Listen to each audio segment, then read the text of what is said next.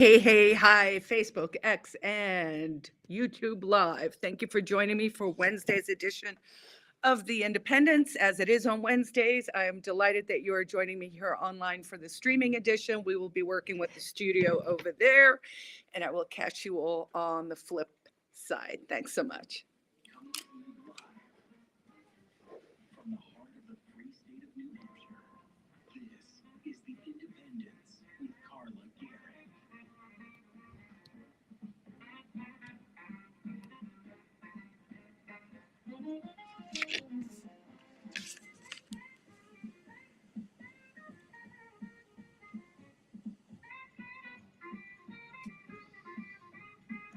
And now, here's your host, Carla Gericke.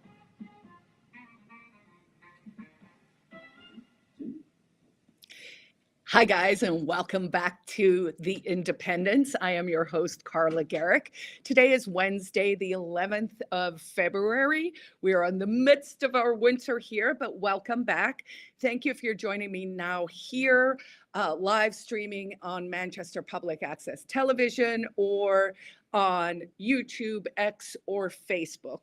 Thanks so much for joining me. All right, what's going to be happening today? Today we will be talking about some right-to-know bills that were up at the State House. I'll talk a little bit about the gold standard and some other bills that I'm watching that are being recommended or not. Talk a little bit about Porcupine Day, which just passed last week. I'm going to tell you a little adventure story from yesterday's hike.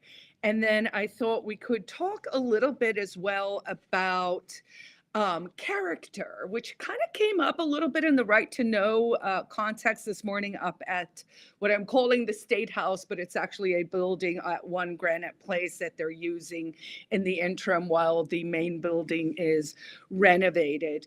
Also, for folks who want to schedule, next week I will have Daniel Richard on. We will be talking about his plan to save the schools by using tax abatements in your town. That is a strategic move that we are doing from a grassroots perspective. And I want to get him on the show because there will be crunch time. There will literally be 2 weeks to get all of that in motion, as I understand it, although, of course, we will have him on the show to explain it properly. The idea is the website's called Save Our Schools. And the idea is that if we can en masse get a lot of people to file some tax abatements so that we can get school spending under control. The week after that, I will have Lori Ortolano on the show. Lori, of course, is the Naki Loeb First Amendment Award winner. She has brought several cases to the New Hampshire Supreme Court with regard to right to know. And so she will be coming in to tell us sort of what that landscape looks like again. And then for people who do watch online, thank you. We, on Friday evening, the Independents will be doing a live session from the Quill podcast studio on the west side of Manchester. My guest for that one will be Steve Villay. Steve is a thinker, really smart guy, like Mensa smart. He wrote a book about Club 75 Manifesto, where he sort of lays out his tax strategy for creating a more independent New Hampshire. So that should be an interesting conversation as well. And then at the end of the show, I'm going to just do a little clip from Pork Day to help spread the love.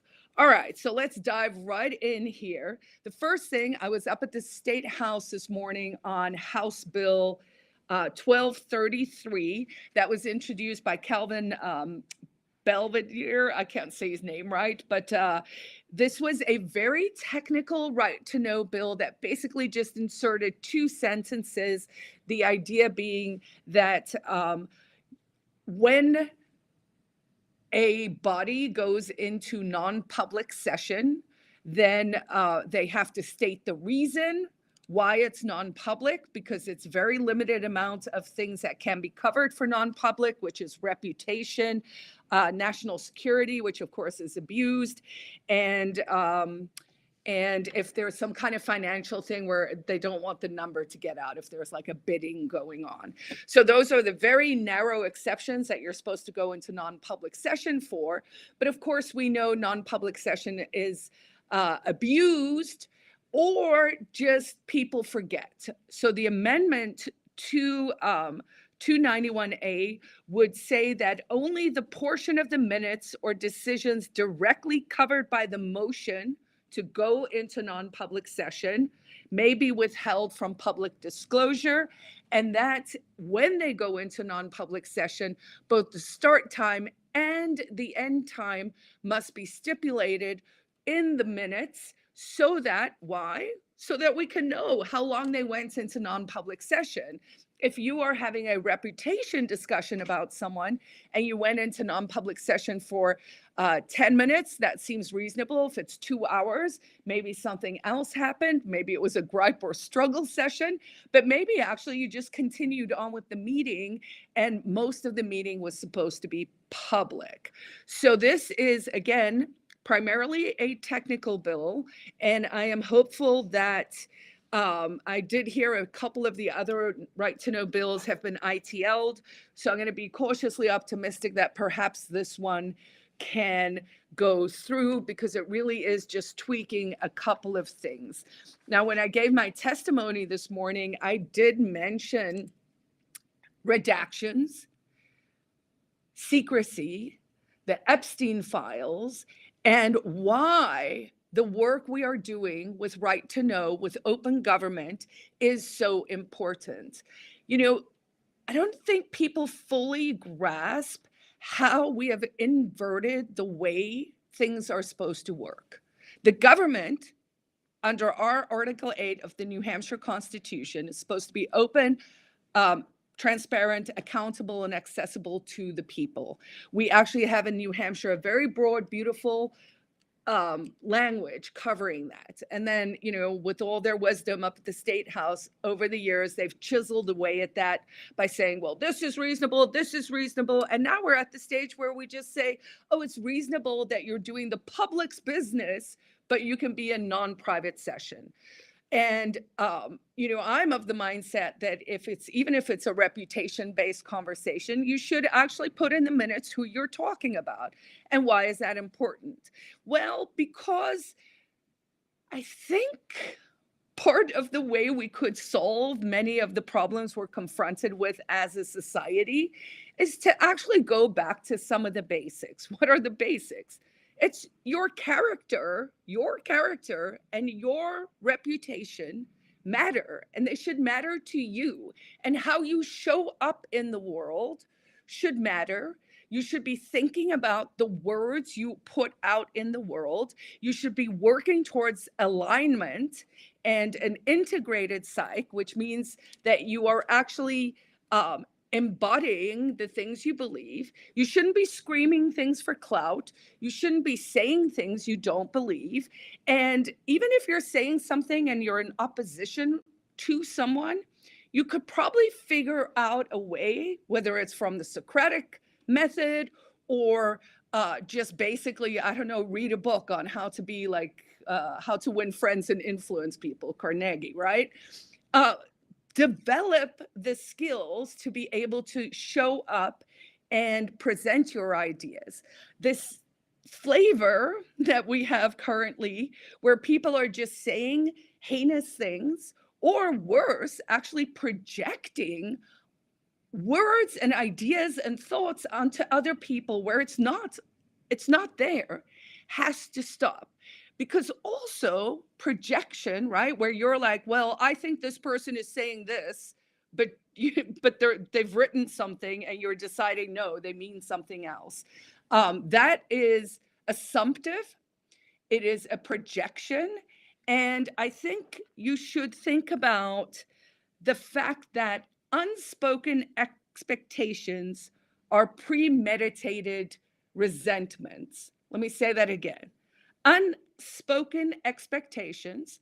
So you didn't ask for what you want. You're just like, oh, they should magically read my mind and know, are premeditated resentments. So you're going to get mad because you didn't ask for what you want, so you definitely didn't get it. Together with that, I think it's important for people to think about the accusations people are making against the other side. because of the independence, I don't really fit into any box. But I have noticed over the years up at the State House that, people generally seem to like it when I'm there, even though they call me a bomb thrower and a firebrand and all those things. Everyone's genuinely happy to see me across the aisle, different people, the old, the new, all of it. And that is because I do try and one, express what I want. So, that's why one writes bills or runs nonprofits and all of that.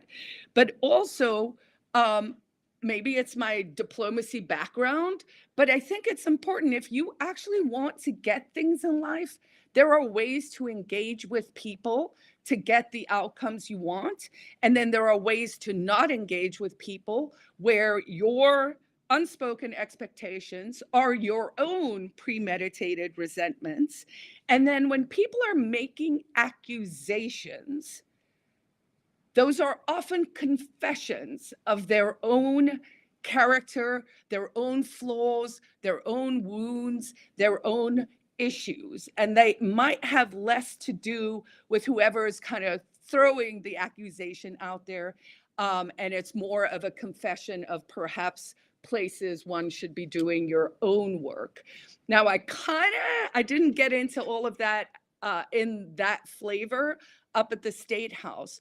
But I did mention in this Right to Know bill that by creating more and more opportunities to hide what people are doing on behalf of the public is creating issues that could be addressed with some of this by character work, by really understanding yourself, by claiming your inherent sovereignty, self-ownership, and independence, right? Because once you study yourself and know yourself, then you can embody the things you are. And so again, maybe trying to lead with more love, understanding, peace, as I end the show often, than this sort of accusatory thing where people are just going back and forth and past each other. All right, so the gold standard, of course, which is the New Hampshire Liberty Alliance's very comprehensive and very great tool that they have created for the legislators up there at the State House. So this one is 5 pages long. It does recommend various things. Again, there's over 1,200 bills that are up at the State House this session, right? So no activist, no nonprofit leader, none of us can do all of it. None of us should be doing all of it. What most people should decide is, hey, what's important to me? Like I decided independence and open government are important to me. Other people care about 1A, 2A, whatever it might be. So this goes and it kind of breaks it down. So there are a lot of these bills that, I just don't, it's not that I don't care, I just don't have the bandwidth to focus. But as I was looking through them very quickly, here is one that sounds really good. This one has been recommended for ought to pass. It came out of committee so let me add, so this gold standard is what will be handed out for tomorrow's legislative session. So that is where the whole House gets together and they go through a slew of bills. So this tells people how it came out of committee. Should it be going ought to pass, this should pass, or ITL, inexpedient to legislate. For example, one of the bills I talked about in the last couple of weeks with regard to the Independent Study Committee, that came out of committee, ITL. I was 100% expecting that, not surprised. I doubt there'll be a floor fight. It's not really an issue I feel like is, you can't get the Trumpians behind it. You can't get the rhinos behind it. You can't get the Democrats behind it. One day, everyone will unite when we're bankrupt on a federal level or more bankrupt. But for right now, that one came out ITL. But here are a few other ones that are coming up for people who care about vaccines. The Health and Human Services and Elderly Affairs did pass, ought to pass 10-8. So it wasn't, a squeaker, but there's not a lot of room there. It's a pro-liberty bill that removes the mandate for parents to vaccinate their children against hepatitis B. parents, not the government, should be in charge of their health decisions of their children. If you are, maybe still just dabbling in what's up with vaccine science, which is more akin to smoking science than actual science, because again, for everyone who followed through COVID, you can't say trust the science. Science is not fixed by its very nature. But hepatitis B, which is basically a disease that you only get through sexual transmission or needle use, has been mandated for all children in America for a long time. That was a pure profit play by Big Pharma. And so it's exciting to see states, and particularly the state of New Hampshire, say, this doesn't have to be mandated. Now, look, if you want to jab your brand new baby with that, that's your choice. But the government should absolutely not force you to do it. So that one sounds good. I'm excited to see that happened. Let's see. Here's another one. This came out of Ways and Means, ITL, and it was HB 1580 relative to the taxation of non-primary residences. So this bill is anti-liberty because it creates a tax on any residence that is not a primary residence, and it would increase bureaucracy on municipal governments. So, of course, we all know, because we all get the bills, that property taxes in New Hampshire are about some of the highest in the nation. We still, as a state, have one of the lowest tax burdens overall, because there's no sales tax, there's no income tax, there's no interest and dividends tax, really solid trust laws here. But this bill, would have created an extra $75 per $1,000 of assessed value on homes over $500,000 in value. Now, in the time I have lived in New Hampshire, almost 20 years now, property prices have doubled. That's really just keeping up with inflation. It feels like you're getting richer, but you're really not. Your money is being devalued and going down. But, home prices, a $500,000 home might sound, oh, well, that's just taxing the rich. Well, it's not. It is taxing you and me, because the average or median home price in New Hampshire is now over $500,000. The General Court in 2025 passed a record number of housing-related bills to address the challenges of home affordability, and this bill would be a step backwards in the progress that has been made. So HB 1580 would be yes, ITL, so yes, kill the bill.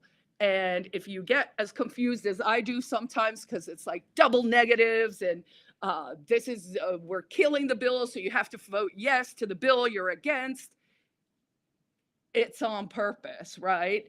The more confusing and the more obscure and the more archaic you can make things, the harder it is, the less people want to get involved.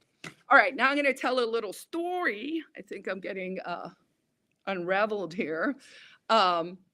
So yesterday I went up with my neighbor to go hike at Purgatory Falls out towards the western part of the state. So we took a nice windy drive out on the 101 with the dogs. They really needed some exercise, and we had blocked off some time. So we had a marvelous, marvelous hike. Beautiful, just pristine snow. It wasn't too cold. The dogs were having a blast. And unfortunately, when we got back to the car, we realized we're stuck. So I just want to give a shout out to all the Granite Staters out there, because 3 cars stopped, 2 humans got out. Robin, the lady, drove to her house, got us sand pails, got us ice, brought 2 shovels. The gentleman who stopped with his truck, whose name was either Kevin or Keith, I know it was a K, but it didn't quite register. I think it was Kevin.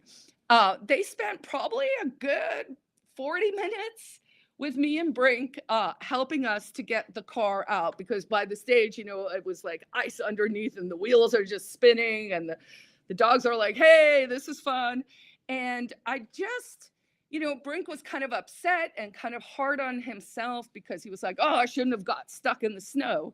And I said, here's a reality. the reason those two granite staters stopped on, a fairly rural stretch of road at, let's say it was 1 o'clock in the afternoon, to help us was because they've gotten stuck in the snow before. And getting stuck in the snow is just something that happens up here. It's part of life.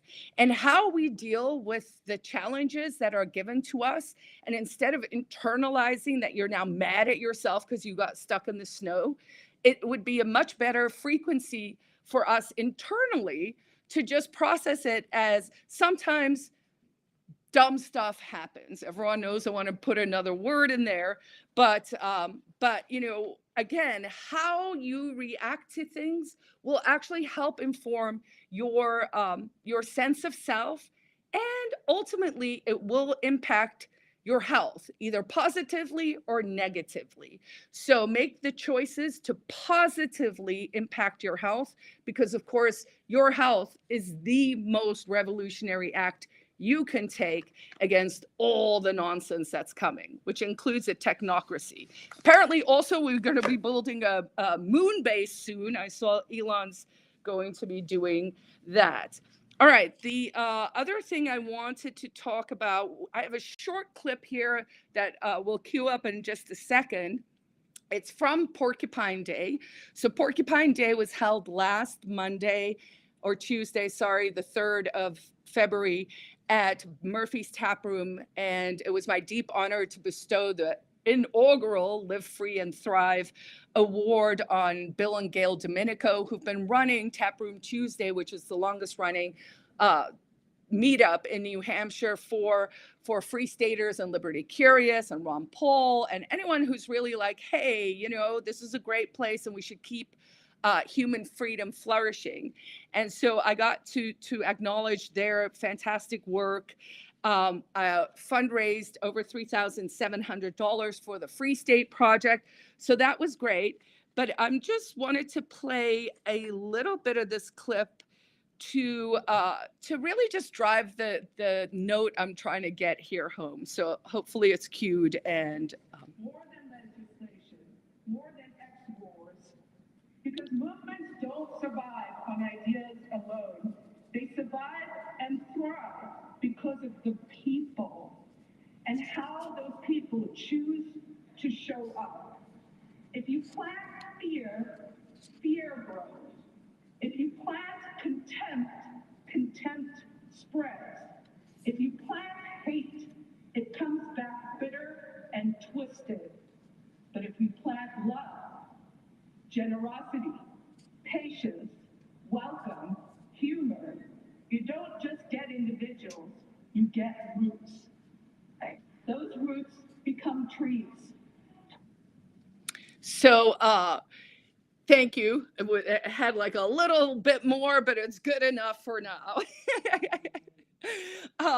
So my point really there is, I think it's up to all of us. If we want this climate, this world we find ourselves in, this sort of society that we've created, which again, in real life, when you're like talking to people, it's usually pretty okay. Some people actually are so dysregulated now that they show up in meat space in real life, also with this angry dynamic. But for the most part, in real life, people are still showing up fairly normally. But then in the digital space, we have seen this acceleration of outrage. It is baked into the system. It is attention ensnarement. It is an outrage for-profit model, and the algorithms are primed for it.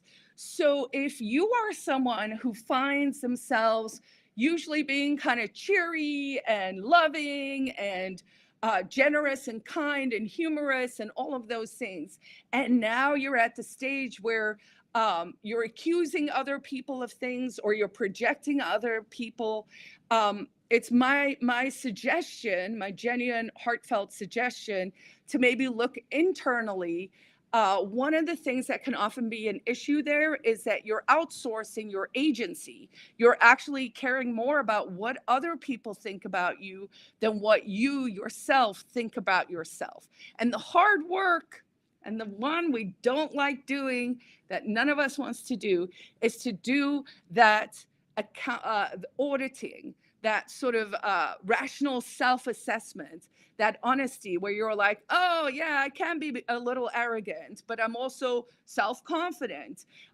So really looking at your character for yourself, which is going to lead me to maybe the last few minutes here, and I'm not even going to be able to say the word, but I was looking up Aristotle's virtue of magnanimity. I don't think I'm saying that right, but the phrase means greatness of the soul or great souledness.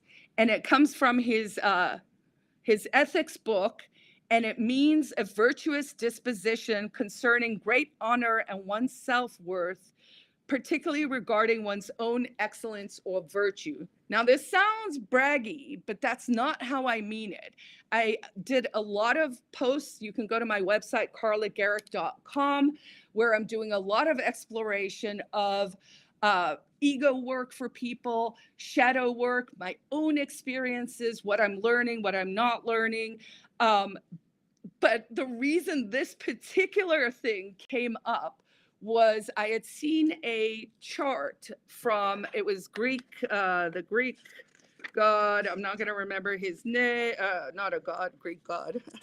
That would be, it was Polybius, who was a 2nd century thinker. And there's this chart about where we are, and it starts with monarchy to tyranny to aristocracy, down to oligarchy, then up to democracy, then it goes down to demagoguery, which is where I think we are, and then it falls into actual moral panic and mob rule. So the question is that where we're going to end up?